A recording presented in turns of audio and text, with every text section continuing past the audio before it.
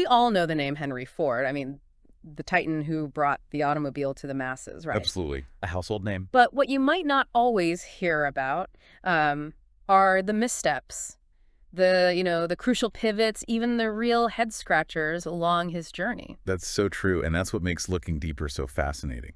So today on the deep dive, we're sort of pulling back the curtain, looking beyond just the Model T, exploring those surprising stumbles that, well, they shaped his legacy just as much as the triumphs did. Exactly.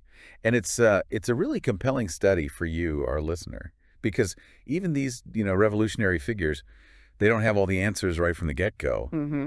By digging into these critical moments, these turning points, we can actually uncover some invaluable lessons. Stuff about building something significant. Lessons that are still relevant today, right? Whether you're like launching something new or just navigating challenges in your own field. Precisely. Super relevant. Okay. So for this deep dive, tailored for you, we've looked at 7 key phases in the life of Ford's company, right? 7 stages. And our mission really is to dissect the key mistakes at each point, to understand the changes he made or sometimes didn't make. That stubbornness. Yeah, the lack of change is sometimes just as telling. And most importantly, pull out those actionable insights, things you can maybe apply. We're talking early business failures, production nightmares, those radical labor experiments. And jungle utopia, which is just wild. Oh, yeah. Fordlandia, plus the union battles, and sadly, the really damaging impact of his personal prejudices, too. It covers a lot of ground. So where should we start? Let's dive right in. Before the big one, the Ford Motor Company, Henry Ford had this powerful dream, didn't he? An affordable car. That was the core vision. But his first shots at it, well, they weren't exactly smooth sailing. No. That first venture, the Detroit Automobile Company, it fizzled out really fast, right? They barely made any cars. Very few. Which, for you listening, makes you wonder, right? Was the product flawed? Was the market not ready? Or was it just, bad management from the start? Good questions. All possibilities. And then came the Henry Ford Company. That one also hit some serious snags.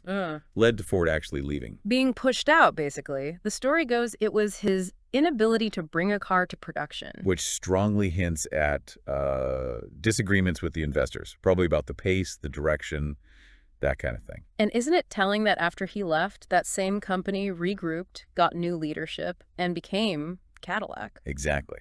So for you, that shows the core idea. Building cars wasn't necessarily the problem. Yeah. Maybe it was Ford's specific approach back then or how it clashed with his backers. It seems likely. Absolutely. But, even in those failures, there were some hidden upsides, if you look closely. Like what? Experience. Definitely. Those tough times gave Ford invaluable hands-on experience. Manufacturing, sure, but also just running a business, the management side. Oh, okay, that makes sense. And maybe the Detroit Automobile Company failing gave him a chance to regroup, to step back, figure out what went wrong before trying again with Ford Motor Company. A forced pause, maybe. A chance to refine the strategy with some hard lessons learned. Right. A tough lesson, but useful. And even getting dismissed from the Henry Ford Company. Yeah, probably blow to the ego then. I'd imagine so. But in the long run, it might have actually freed him up, let him pursue his mass production vision without those earlier investor constraints. Maybe they wouldn't have approved of his methods later on. Interesting angle. So for you, our listener, especially if you're facing early hurdles, what are the big takeaways from these first stumbles? Well, a few key things, I think. First, failure isn't fatal. It's often a necessary step, right? Ford learned crucial stuff he probably wouldn't have otherwise. Okay, lesson 1. Learn from failure. Lesson 2, align with your investors, especially in capital-heavy industries. Clashing on fundamental things like timelines can sink you. Vital. And the third? Perseverance. Despite the setbacks, Ford's belief in his idea, his sheer persistence, that was key. You need that clear vision. Okay, so he gets through those early days and boom, 1908, the Model T arrives. Total sensation. The car for the great multitude. Huge success. But, as often happens, that massive success immediately created a new kind of problem. Which was? Just keeping up. The demand was overwhelming. Their initial production methods just couldn't handle that volume, couldn't make them fast enough. A classic scaling problem then. Something you might face if your product suddenly takes off. Exactly. And it wasn't just about speed. There was a huge human cost building up too. Ah, the labor issues. Right. By 1913, the labor turnover at the Highland Park plant hit, what was it? An incredible 370%. 370. For you to grasp that, they were basically replacing their entire workforce more than 3 times in 1 year. Insane. It just screams worker dissatisfaction, harsh conditions, repetitive work. And that turnover led to other problems, like absenteeism. Massive absenteeism. They had about 13,000 workers, but needed over 1,000 extra people every single day just to fill the gaps from people not showing up. Wow. Imagine trying to run an efficient line like that. Constant disruption. A huge drain. So they had this massive demand, but production was being crippled internally. So how did Ford tackle this? Because for you, this is where things get really interesting with the assembly line. This is the game changer. He got inspired, famously, by watching the continuous flow process in, of all places, meatpacking plants, Right, the disassembly line, basically. He reversed it. and applied it to cars, the moving assembly line. It slashed chassis production time from over 12 hours down to about 90 minutes. An hour and a half. Incredible. For you, it's obvious how that addressed the bottleneck. They could finally start meeting demand. Huge impact. And it wasn't just speed. No. What else? Well, they could produce way more cars without needing loads more workers. Efficiency went way up, costs came way down. Which made the Model T even more affordable. Exactly. But he still had that worker turnover problem nagging at him. Right. The efficiency gains are limited if your workforce is constantly churning. Precisely. So in 1914, he made another revolutionary move. The $5 a day minimum wage and the 8-hour workday. Which was unheard of at the time. Double the typical wage. Double. And the impact, immediate. Turnover plummeted.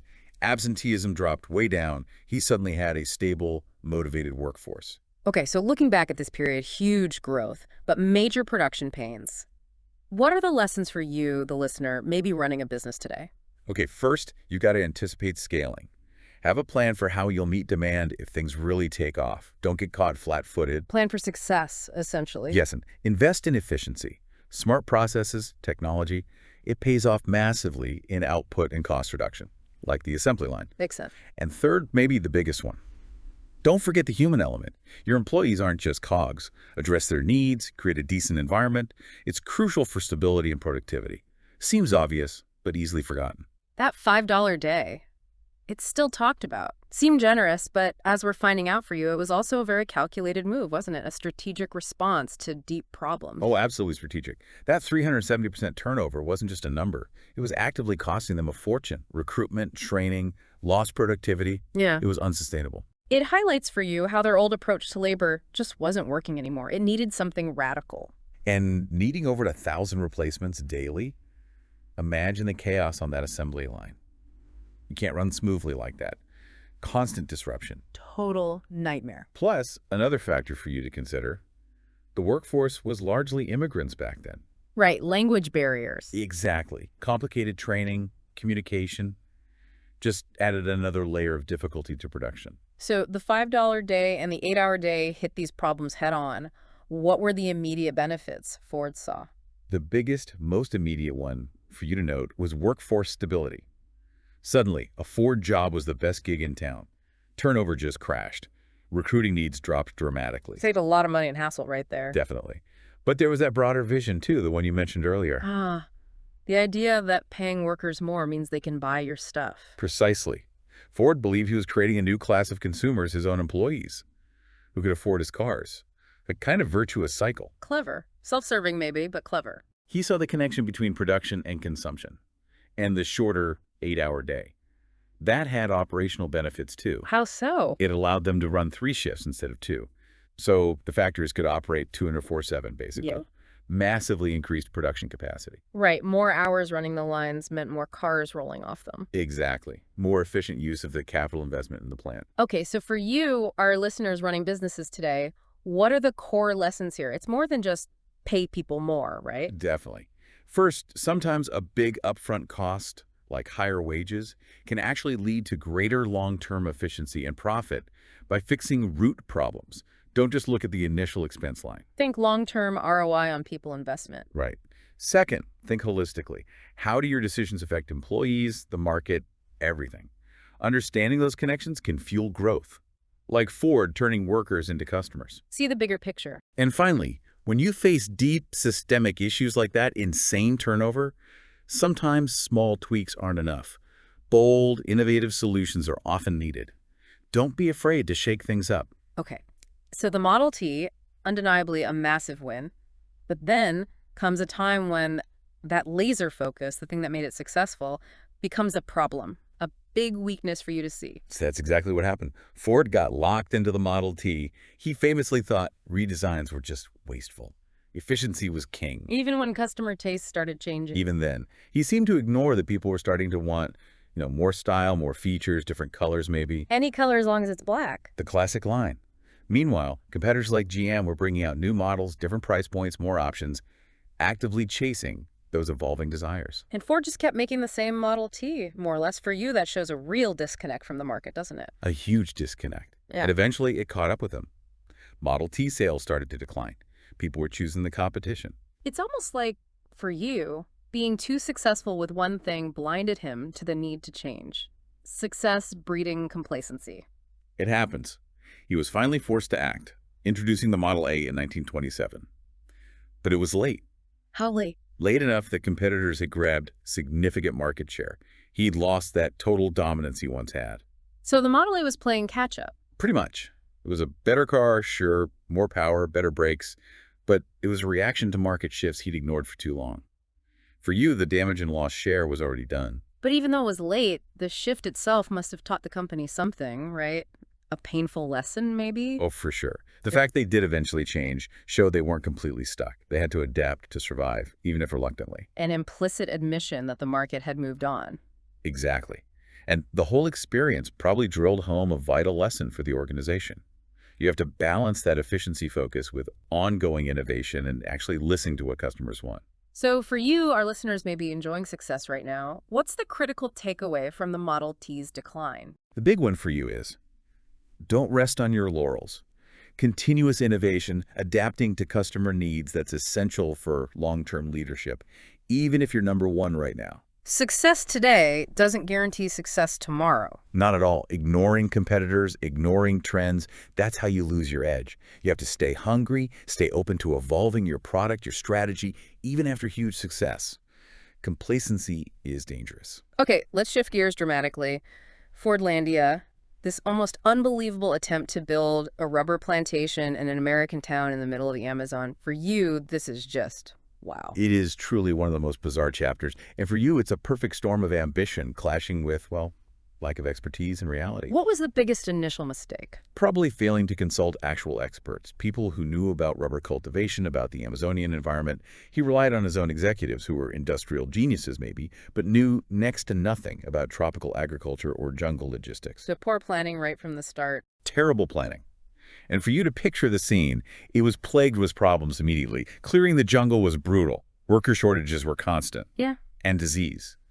Poor sanitation meant hundreds died from tropical illnesses. Just a logistical nightmare across the board. And then, on top of that, Ford tried to impose his American Midwest lifestyle and rules on the local workforce. How did that go down? About as well as you'd expect.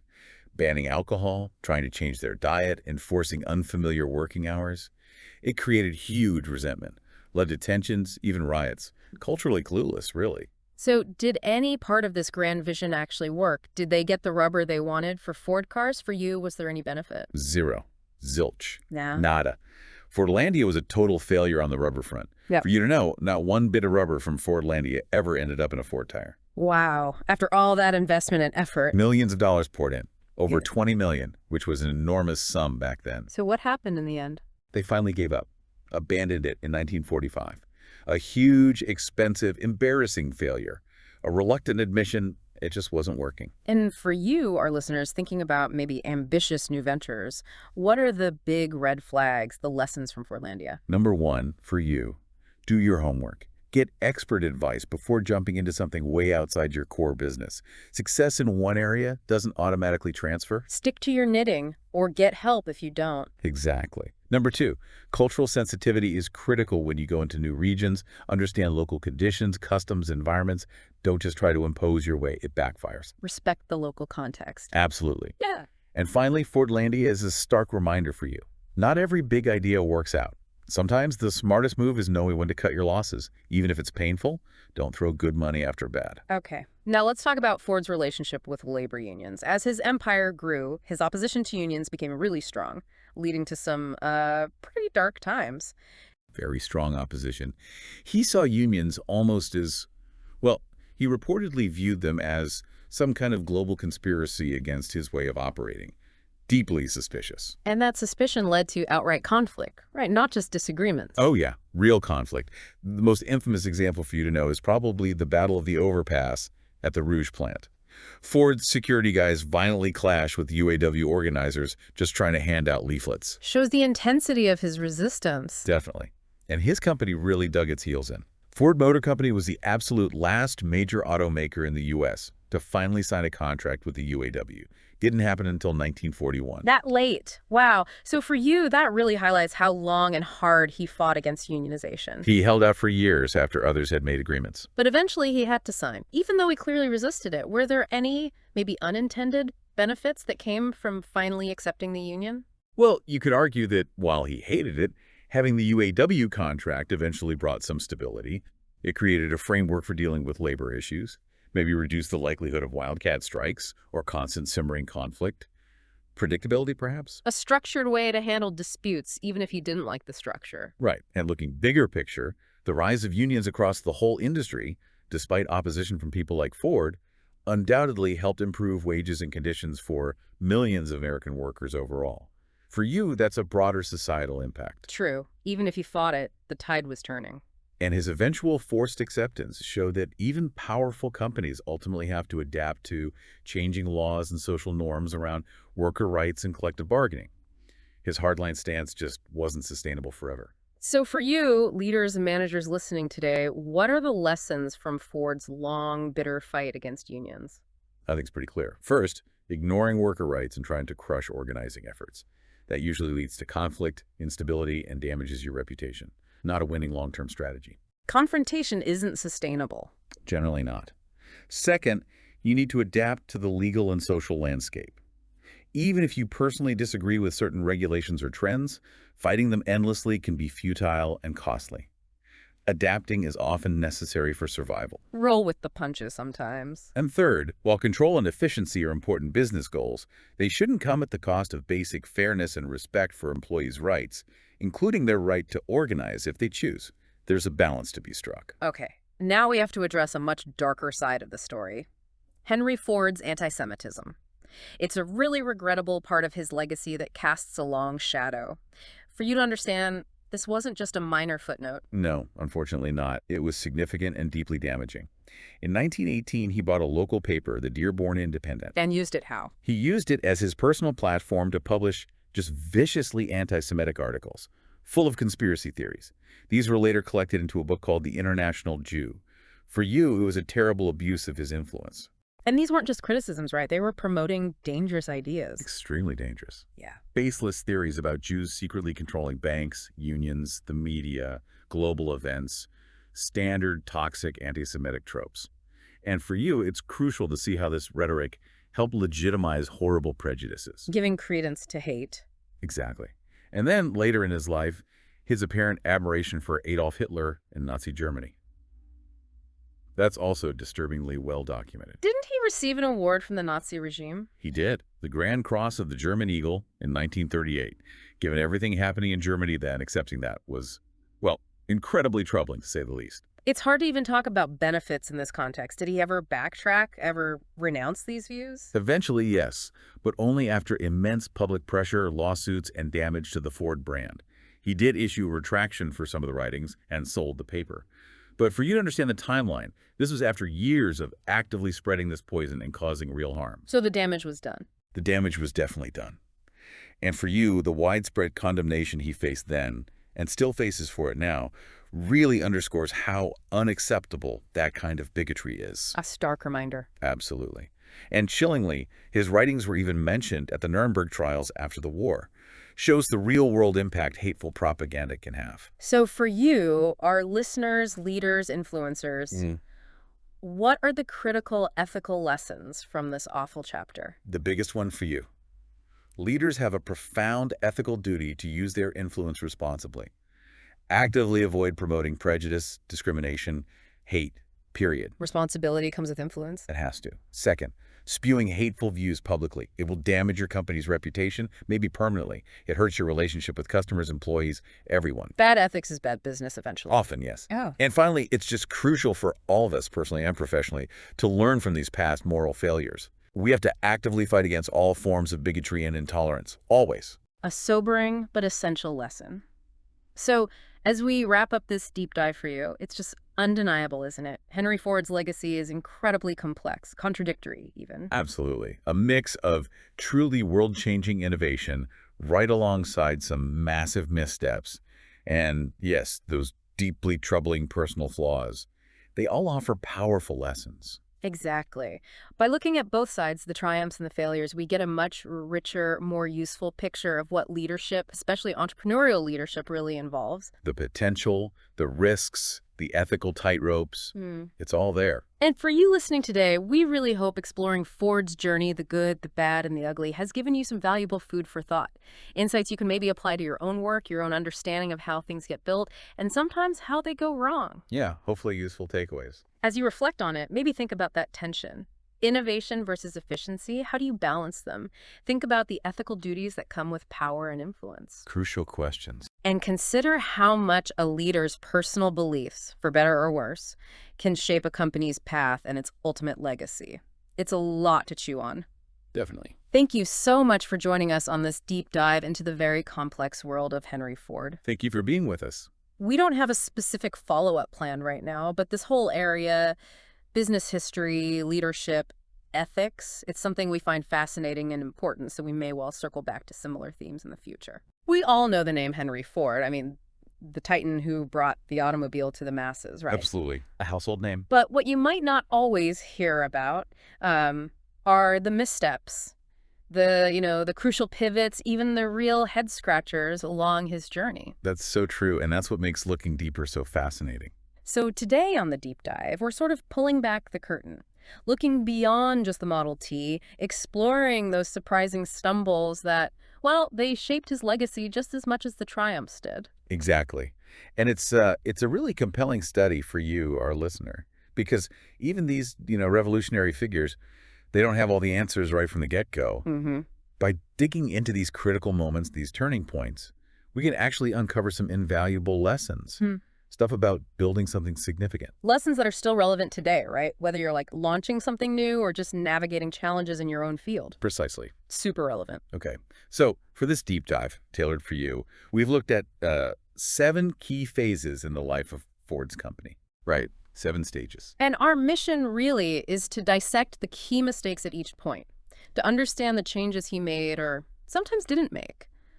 That stubbornness. Yeah, the lack of change is sometimes just as telling. And most importantly, pull out those actionable insights, things you can maybe apply. We're talking early business failures, production nightmares, those radical labor experiments. And jungle utopia, which is just wild. Oh, yeah. Fordlandia, plus the union battles, and sadly, the really damaging impact of his personal prejudices, too. It covers a lot of ground. So where should we start? Let's dive right in. Before the big one, the Ford Motor Company, Henry Ford had this powerful dream, didn't he? An affordable car. That was the core vision. But his first shots at it, well, they weren't exactly smooth sailing. No. That first venture, the Detroit Automobile Company,